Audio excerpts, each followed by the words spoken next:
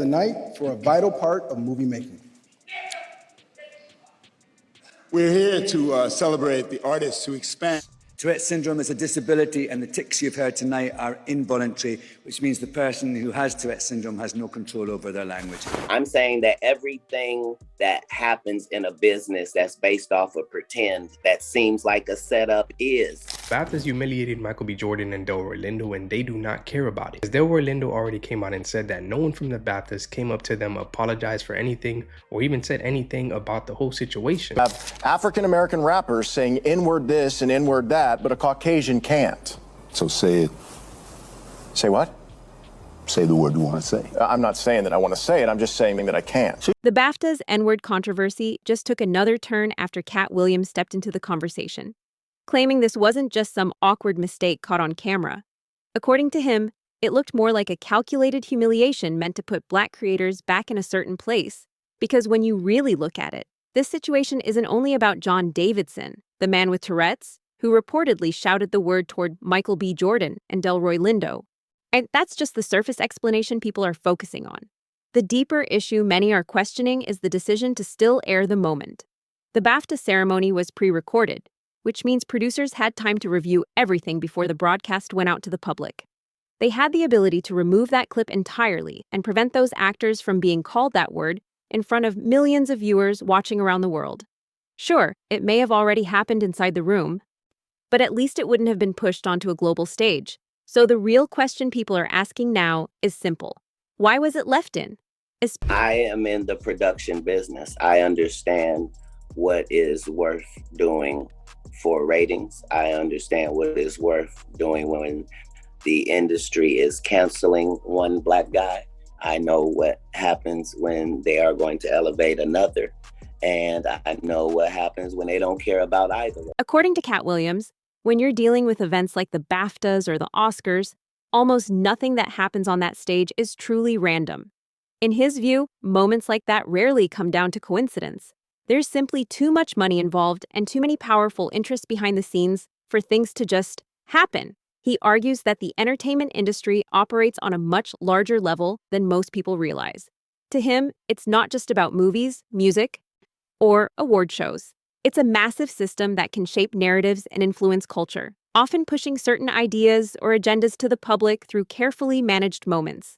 I'm saying that everything that happens in a business that's based off of pretend, that seems like a setup is. It's certain ways things are handled when it's not intentional. When things go smoothly, but they seem chaotic, that means there was forethought and a plan.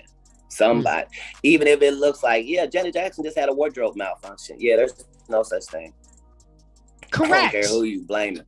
I believe that. I believe that. Somebody benefited.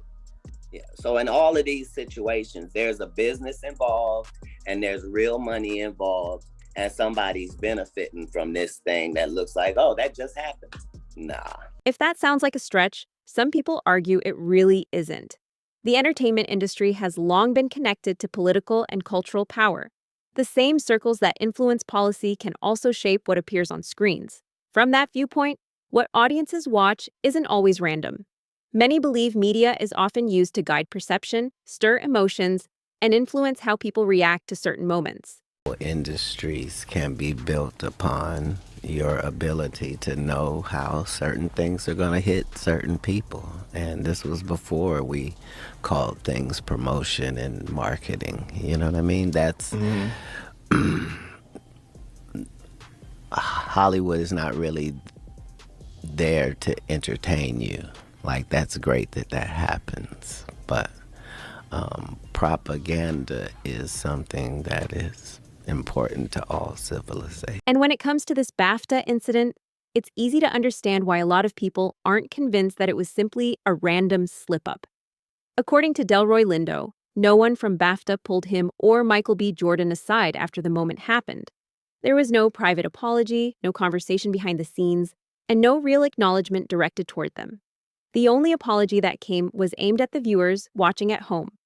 Nothing was said directly to the two Black actors who were actually on the receiving end of the slur. Later, Delroy told Vanity Fair that he and Michael simply kept things moving and handled their responsibilities on stage like professionals. They finished the presentation and carried on with the show. But he also made it clear that he wished someone from BAFTA had spoken to them afterward. It wasn't until the public backlash started building online that BAFTA released a statement addressing the situation. In that statement, they offered a vague apology and said they would learn from the experience. They said, "We take full responsibility for putting our guests in a very difficult situation, and we apologize to all." The organization also added that they would learn from the moment and continue keeping inclusion at the center of what they do, all saying storytelling plays an important role in encouraging compassion and empathy. But if you read that apology carefully, something stands out. Even in that statement, BAFTA never actually mentioned Michael B. Jordan or Delroy Lindo by name. Instead, they referred to them simply as our guests. But they weren't just guests. They were presenters. They were invited there to do a job. For that moment, that stage was their workplace, Mon, and the organization responsible for running the event allowed them to be targeted during a global broadcast. Instead of addressing them directly, BAFTA released a general statement to the audience watching at home. And that's exactly why many people are side-eyeing the entire situation. Because when an event like this is carefully produced, where speeches can be edited, camera angles are controlled, and every second of a pre-recorded broadcast is planned, it raises questions when the two people most affected aren't even acknowledged directly. And it's not just people on social media questioning it either. Other actors have also started speaking out. Jamie Foxx shared his opinion and didn't hold back. He directly called out John Davidson and said the comment didn't seem accidental at all. Under a clip of the moment circulating online, Jamie wrote, "Out of all the words you could have said, Tourette's makes you say that?" Nah, he meant that. Unacceptable. At the same time, Academy Award-winning production designer Hannah Beachler, who worked on the film Sinners, said the incident wasn't isolated. She explained that the word was shouted multiple times that night. Writing on X, she said she struggled to even describe what happened because the situation felt almost impossible to process. She also revealed that one of those moments was directed toward her while she was heading to dinner after the show. But the situation started looking even more suspicious when another detail came out. Reports revealed that John Davidson had a microphone placed directly in front of him at the time the word was shouted. BAFTA was already aware that he has Tourette's syndrome and experiences involuntary verbal tics, yet he was still seated right next to an active microphone. And somehow, at the exact moment two Black presenters were standing on stage, that's when the word was captured and broadcast. What are the chances? Like Katt Williams pointed out, award shows like this are planned down to the second. Camera angles are mapped out, audio levels are monitored, segments are rehearsed. There's simply too much money involved and too much at stake for things to be left completely to chance. So when people say the entire moment was just an unfortunate coincidence, a lot of viewers find that explanation difficult to accept. The deeper people look into it, the less accidental it begins to feel. And when you read John Davidson's apology, things get even more complicated. In his statement, he said he was deeply mortified if anyone believed his involuntary tics were intentional or carried any meaning. He thanked BAFTA and the organizers for supporting him and for informing the audience beforehand that his verbal tics were involuntary and not a reflection of his beliefs. But once again, something was missing. Just like BAFTA's statement, Davidson's apology never mentioned Michael B. Jordan or Delroy Lindo directly. There was no personal apology addressed to the two men who were standing on stage when it happened. Instead, the statement focused mainly on explaining his medical condition and providing context. Now, nobody expects someone to apologize for having Tourette's syndrome. That's not the issue here. The point many people are raising is about basic accountability. When something happens, intentional or not, that harms someone else, especially on a global stage, the minimum expectation is to acknowledge the people affected. For many viewers, the lack of direct acknowledgement only added to the feeling that the situation wasn't handled the way a genuine mistake normally would be.